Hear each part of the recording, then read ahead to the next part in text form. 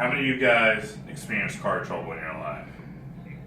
Well, then we all know that it's very troubling and it's stressful. Today I'm going to teach you guys how to change your alternator. And it's just about the same on every vehicle. That's a picture of an alternator if you ever need to locate it on your car. Alright, first I'm going to tell you guys what is an alternator. It's a one of three components that charges your car. And the alternator works with mainly charging your battery. Whenever your car runs, the belt turns the rotor inside and it charges your battery.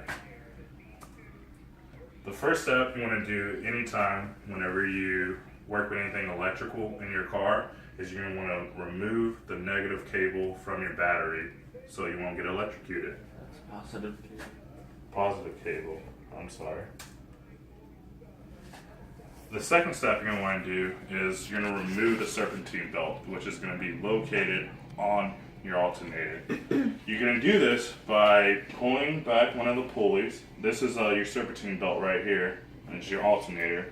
One of these pulleys, you're going to have to look it up on which one to actually pull, but it moves so you can move your belt to get it off the alternator. The third step is removing all the bolts. You're going to have to detach the alternator from the actual car. And they're going to have between 2 to 4 bolts depending on your make and model of your car.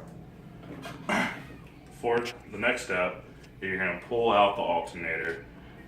And you do that by removing the bolts. And then you also, whenever it's, you're going to have to disconnect the electrical cable that's connected to the alternator after removing the bolts. The next step is you're going to go to a parts store and you're going to test the alternator to make sure that that's what's actually wrong with your car and why it's not turning over.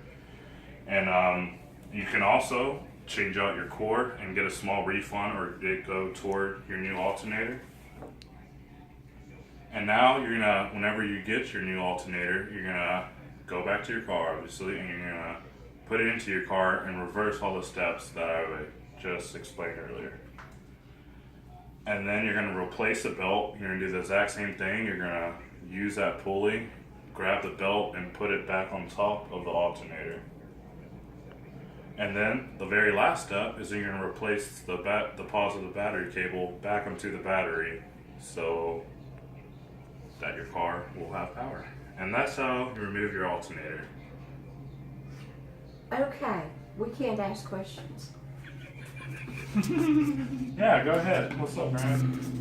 Why did you sell